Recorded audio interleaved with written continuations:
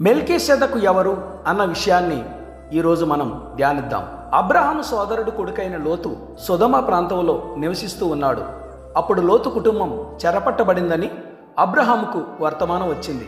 అప్పుడు అబ్రహాము 318 మంది యోధులతో కలిసి శత్రురాజులతో యుద్ధం చేసి లోతును తన కుటుంబాన్ని అలాగే సొదొమ ప్రజలను రాజును కూడా విడిపిస్తాడు. అప్పుడు షాలేము రాజైన మెల్కీసెదకు రొట్టెను ద్రాక్షారసమును తీసుకుని వచ్చి అబ్రహామునకు ఇస్తాడు. అబ్రహామును దీవిస్తాడు. అప్పుడు అబ్రహాము అన్నిటిలో మెల్కీసెదకుకు 10వ వంతు ఇస్తాడు. 110వ కీర్తన 4వ వచనంలో మెల్కీసెదకు క్రమం చొప్పున నీవు నిరంతరము యాజకుడవ ఇందువని యెహోవా ప్రమాణము చేసి ఉన్నాడు, ఆయన మాట తప్పనివాడు అని చెప్పబడి ఉంది. 1వ వచనంలో చూస్తే ప్రభువు నా ప్రభువుతో సెలవిచ్చిన వాక్కు, నేను నీ శత్రువులను నీ పాదములకు